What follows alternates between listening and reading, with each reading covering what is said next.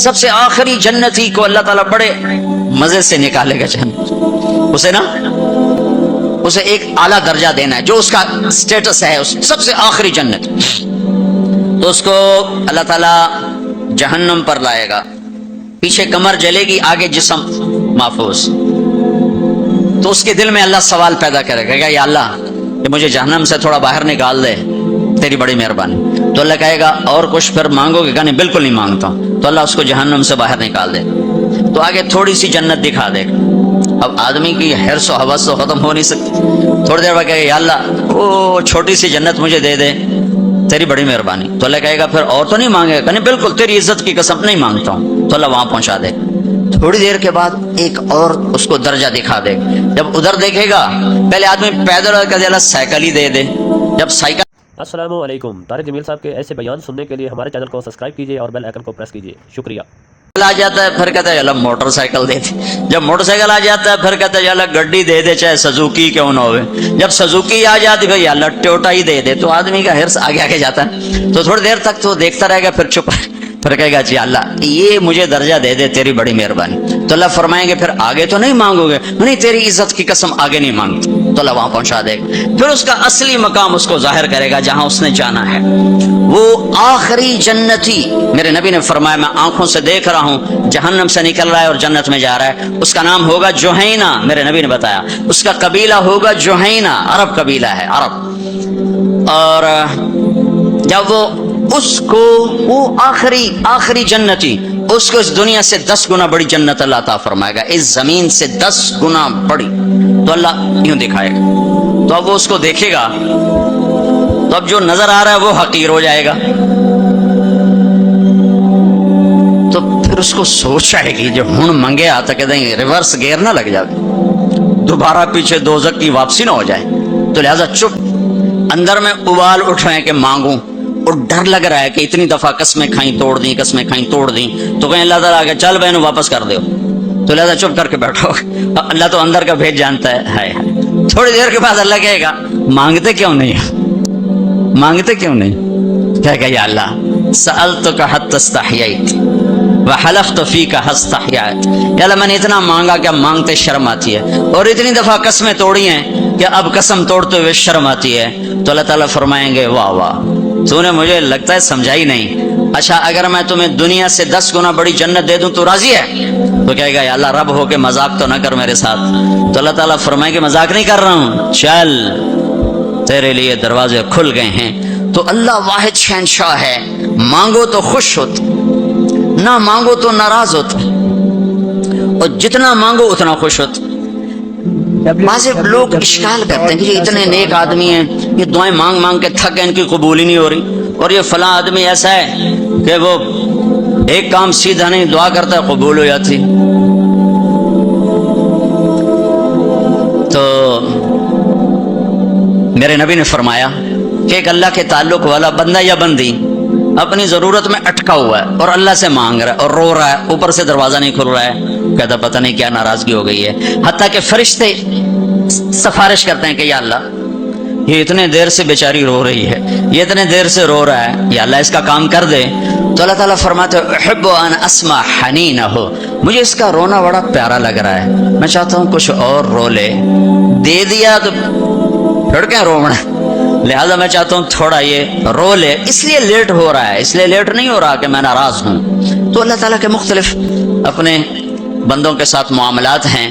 تو حج میرے بھائیو بہنوں، وَلِلَّهِ عَلَى النَّاسِ حِجُّ الْبَيْتِ مَنِ اسْتَطَاعَ إِلَيْهِ سَبِيلًا، آؤ بھائی آؤ، اپنے رب کی ملاقات کے لیے آؤ، سارے آؤ، ایمان لے کر آؤ، کافر کلمہ پڑھ لو اور کلمے والے تیاری کر لو، پھر آگے نرمی کر دی، اچھا بھائی جو آ سکتا ہے وہ تو ضرور آئے۔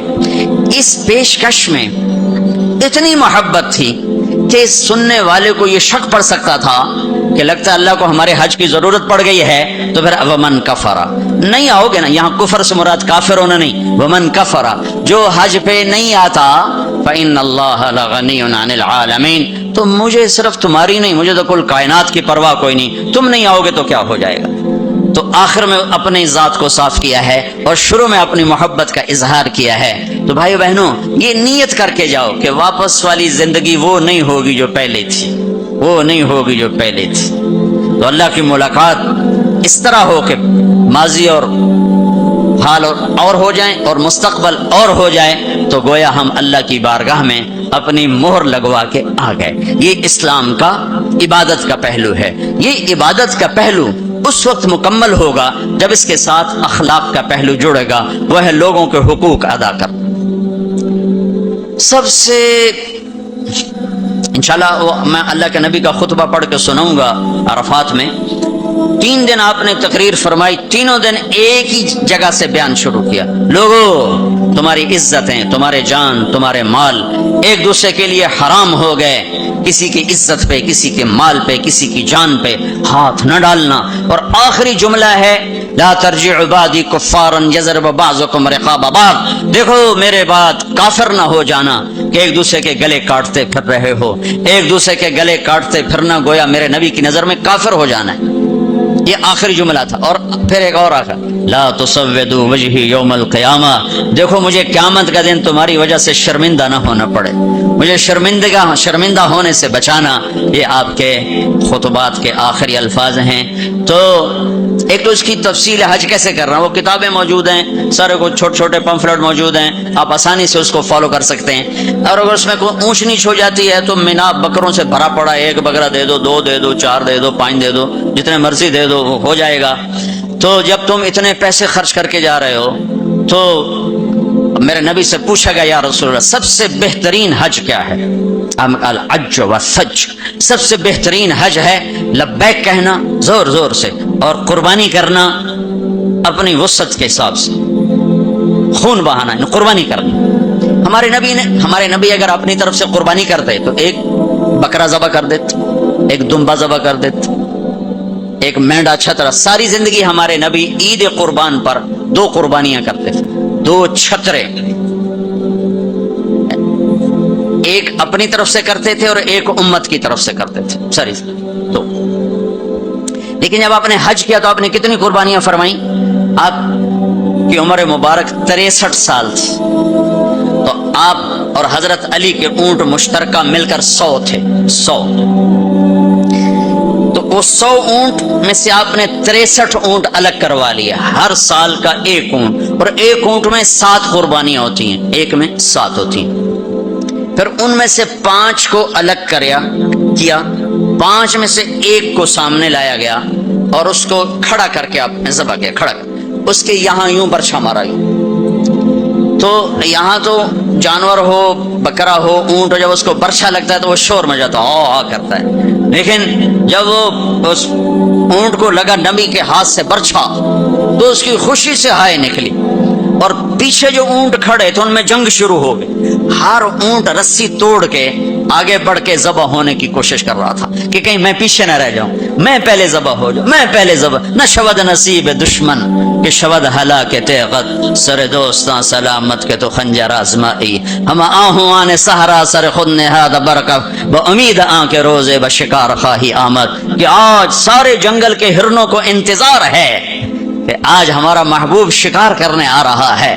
تو ہر ہرن گردن جھکا کے کھڑا ہے کہ میں ذبح ہو جاؤں، میں ذبح ہو جاؤں، میں ذبح ہو جاؤں. تو یہ شعر میرے نبی پہ فٹ آتا ہے کہ سارے اونٹوں میں جنگ شروع ہو گئی اور ہر ایک کا زور تھا میں ذبح ہو جاؤں، میں ذبح ہو جاؤں. آپ نے 63 اونٹ ذبح فرمائے اور برشا پھینک دیا اور اپنی بیویوں کا حصہ اس میں نہیں رکھا. بیویوں کے لیے الگ قربانی کی، بیویوں بیگمات کے لیے الگ قربانی کی. اور اپنے 63 اور 7 ہر اونٹ میں. اور پھر یہاں تک فرمایا کہ علی جو گوشت بنائے اس کو مزدوری گوشت میں سے نہیں دینی، میں الگ سے دوں گا. اس کا ہر ٹکڑا اللہ کے نام پہ جانا چاہیے. گوشت میں سے مزدوری بھی نہیں دی، الگ سے مزدوری دی. اور پھر فرمایا کہ آؤ بھائی جو لے جانا چاہتا ہے لے جائے. پھر فرمایا حضرت علی سے کہا 1 بوٹی سارے اونٹوں سے لے لو اور 1 دیگ چڑھا دو. تو وہ 1 بوٹی سارے اونٹوں سے لے کر دیگ چڑھائی. پھر آپ نے اس کے پکنے کا انتظار کیا. جب وہ تیار ہو گئی تو پھر آپ نے حضرت علی نے چند اور صحابہ نے مل کر اس کا گوشت کھایا، شوربہ پیا اور پھر اس کے بعد آپ طواف زیارت کے لیے تشریف لے گئے. تو आप मालदार लोग हो, कुर्बानी करना दिल खोल के, माड़े माड़े जानवर ना तलाश करना, भाई सस्ता कड़ा लभदा है। अल्लाह के नाम पे लगाना, झुग्गी फूक तमाशा वेख, हमारी पंजाबी की मिसाल है। लगा तो सही, फिर देख आता कैसे है वापस। एक सहाबी हैं अबू दहदा, एक आयत उतरी, मन दल्लज़ी युक़रिज़ुल्लाह क़र्ज़न हसनन युफ़ज़ाइफ़ लहु अज़ाफ़न कसीरा। तो वो एक अंसारी सहाबी ने आयत सुनी, वो भागे भागे, अबू दहदा, अरे आज अजब आयत आई है। क्या? अल्लाह कह रहा कोई है मुझे कर्जा दे, मैं वापस करूं कई गुना करके। तो अबू दहदा आए दौड़े दौड़े, या रसूल अल्लाह, क्या अल्लाह ने ये कहा है कि मुझे कर्जा दो मैं वापस करूं? कहा या रसूल अल्लाह, अल्लाह को क्या जरूरत कर्जा मांगने की? अल्लाह चाहता है इसके बदले अल्लाह तुम्हें जन्नत दे। कहा अच्छा अगर मैं अल्लाह के नाम पे दूं तो आप वादा करते हैं मेरी जन्नत का? हाँ वादा। का मेरी बीवी की जन्नत का? कहा वादा। का मेरे बच्चों की जन्नत का? कहा अबू दहदा तू ज्यादा ही मांगता जा रहा है, पर तेरे बच्चों का भी। कहा या रसूल अल्लाह, हाथ बढ़ाएं, मेरे 2 बाग हैं, दोनों अल्लाह के नाम पे सदका। हम कहा नहीं, एक दे दो, एक रख लो, एक बच्चों के लिए रखो, एक अल्लाह के नाम पे दो। अच्छा फिर मेरा वो बाग जिसमें 600 खजूरें हैं वो मैंने अल्लाह को दे दिया। हमें कहा ठीक है, जा तू, तेरे बच्चे, तेरी बीवी, जाओ जन्नत। उन्होंने वहां से दौड़ लगाई और बाग में नहीं गए, बाहर खड़े हो गए, कहीं अंदर जाके नीयत ना बदल जाए। जैसे यानी लोग सौदे से फिरते हैं, थोड़म सारे लट्टू बने हुए, 4 पैसे ऊपर गया सौदे से फिर गए, 4 पैसे नीचे गया सौदे से फिर गए, जैसे ईमान और जबान का बोल कोई चीज ही नहीं। पैसा ही खुदा बनाऊं मैं, पैसे के पीछे ईमान भी बिक रहा है, इज्जत भी बिक रही है, गैरत भी बिक रही है। मेरे नबी ने फरमाया मेरा उम्मती हर गुनाह कर सकता है, एक झूठ नहीं बोल सकता, एक धोखा नहीं दे सकता। सारा कराची झूठ और धोखे का। कराची नहीं, मेरा मुल्तान ले लो, लाहौर, सिंध, बलोचिस्तान ले लो, सरहद ले लो, झूठ झूठ झूठ, धोखा धोखा धोखा। मेरा उम्मती हर गुनाह कर सकता है, झूठ नहीं बोल सकता, धोखा नहीं दे सकता। सारी तिजारत, सारा सब कुछ इस पे आ चुका। तो आप बाहर खड़े हो गए, कहने गए उम्मत दहदा, बीवी को बुलाया, कहा क्या हुआ? कहा बाहर आओ बाहर आओ बाहर आओ। क्यों? कहा बाग अल्लाह को दे दिया। अच्छा, इसके बदले में तेरी मेरी बच्चों की जन्नत पक्की हो गई। उनका रब हल भाई, मुबारक हो मुबारक हो, बड़ा अच्छा सौदा किया, बड़ा अच्छा सौदा किया, बड़ा अच्छा सौदा किया। तो भाइयों, गिन गिन के रखने के शौक ना करो, लगाने का शौक रखो। अपने ऊपर भी लगाओ, अल्लाह रोकता नहीं। कमाओ हलाल, हराम ना हो, झूठ ना हो, सूद ना हो, खयानत ना हो, जुआ ना हो, सट्टा ना हो, जखीरा अंदोजी ना हो।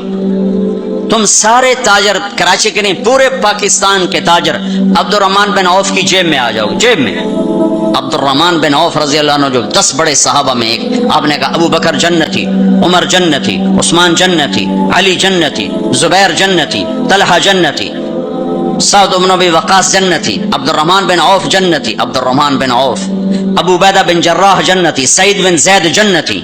ये 10 टॉप 10 साहब हैं, उनमें एक अब्दुर्रहमान है। जब इनका इंतकाल हुआ तो 3 अरब 10 करोड़ 20 लाख दीनार, कागज दे नोट नहीं, तो किमें बेवकूफ बना छड़ा सारे ने। कागज चाकर टोरे वदन, कोई सेठ साहब, कोई मियाँ साहब, कोई शेख साहब, वो निरा कागज ही कागज। और कागज भी वापस लेके प्लास्टिक दे छड़े है। कार्ड है जी, कार्ड। मतलब हम कैसे बुद्धू बने, कैसे बुद्धू बने? अरे दौलत सोने और चांदी का नाम है।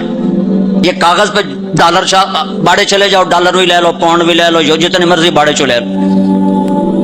तुम्हें बेवकूफ बनाया है दुनिया के बनियों ने, तुम्हें कागज पकड़ा दिए, तुमसे जायदादें ले ली, और फिर कागज भी वापस लेकर तुम्हें कार्ड पकड़ा दिए। वो फिनलैंड से वापसी हो रही थी, तो हमें बड़ा कमरा चाहिए था। वो कमरा छोटा था, वो क्रूज था, ये जो बड़े बड़े बहरी जहाज चलते, तो हमें कमरा छोटा मिला। तो मैंने कहा यार कोई बड़ा कमरा, तो हमारी जमात बड़ी है, तो कोई बैठने की हो, कोई सोने की हो। तो हम वहाँ गए काउंटर पर, तो उसने कहा जी आप 2500 क्राउन दे दें तो हम आपको कमरा दे देते। हमने कहा ले लो। कहा नहीं हम पैसे नहीं लेते। क्या लेते हैं? कार्ड। वो कहा भाई पैसे तो ज्यादा, हम नहीं कार्ड लेंगे। अब हमारे तो पास कार्ड नहीं थे, تو स्वीडन का एक साथी हमारे साथ था, तो उसने अपना कार्ड दिया, तो उन्होंने वो उसको क्रॉस किया, तो उसमें उन्होंने हमें बड़ा कमरा दे दिया।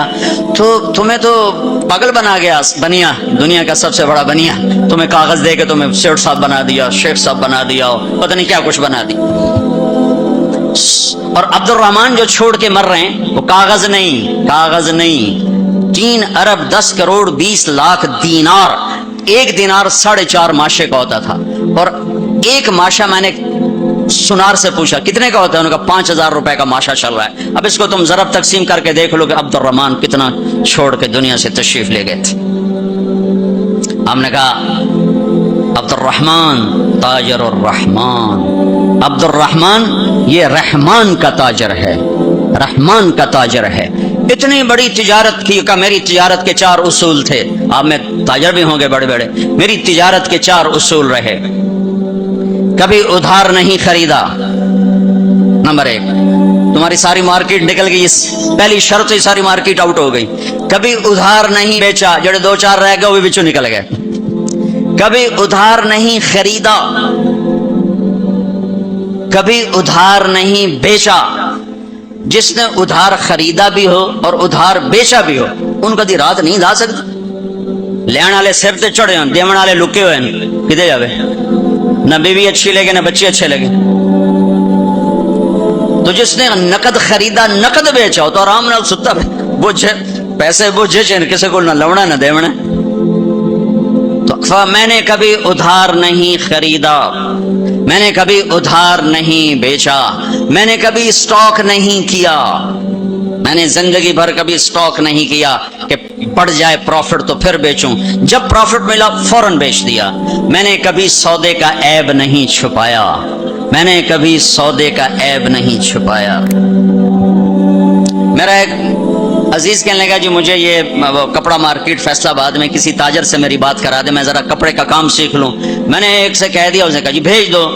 हफ्ते बाद वो बच्चा वापस आया, उस बच्चे के 4 महीने तबलीग में लगे हुए थे। मैंने कहा वापस क्यों आ गए? अगर जो थे पहला काम में सिखाइंदन के ऐब लुकावना किवें, और पहले ये सिखाते हैं कि ऐब छुपाना कैसे। मैं कहा चंगा की तई वापस आ। तो अब्दुल रहमान जैसे ताजर बनो, उधार नहीं, उधार लेना मना नहीं है, उधार देना मना नहीं है।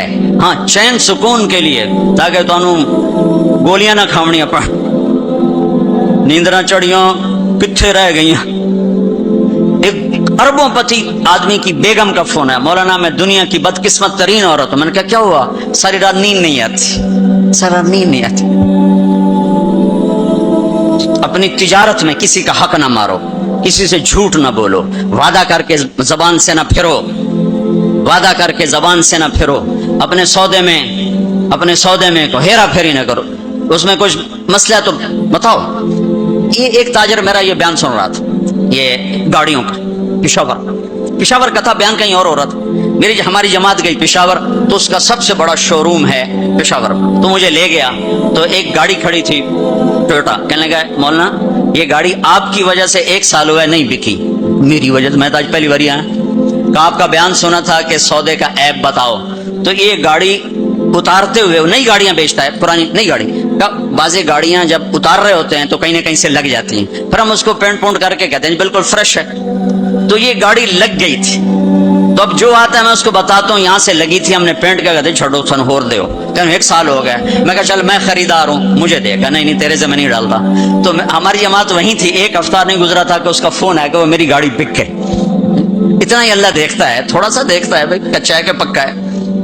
तो सिर्फ हज करके गुनाह ना बख्शवाओ, सच्ची तिजारत करके गुनाह बख्शवाओ। मेरे नबी का फरमान है, जो सुबह से शाम तक बच्चों को हलाल कमाने के लिए थकता है और थक के शाम को घर जाता है, उसके उस दिन के सारे गुनाह माफ हो जाते।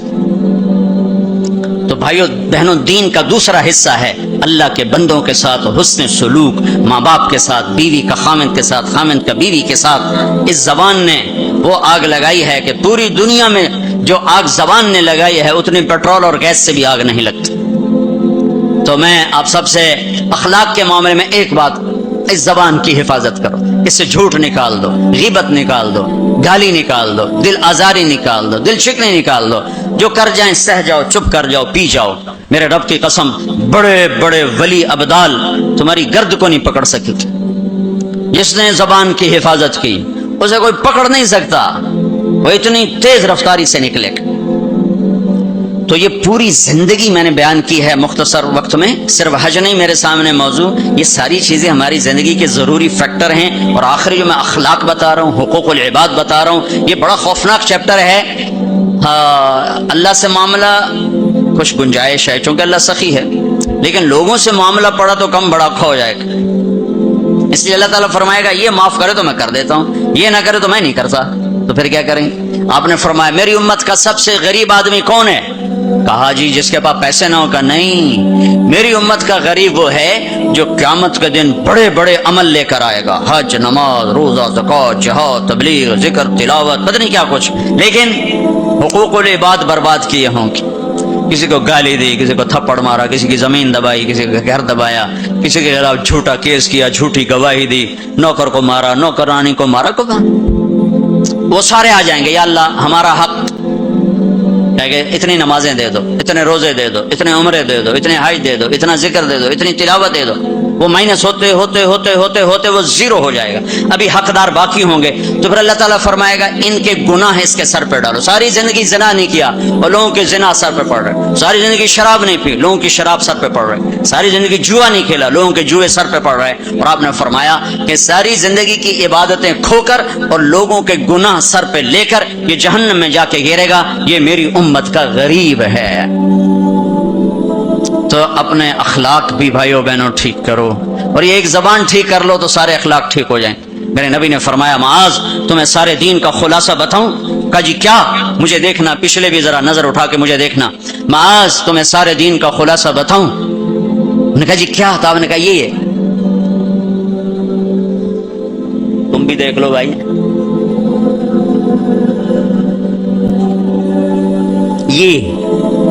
یہ قابو میں ہے، سارا دین میرے ہاتھ میں ہے۔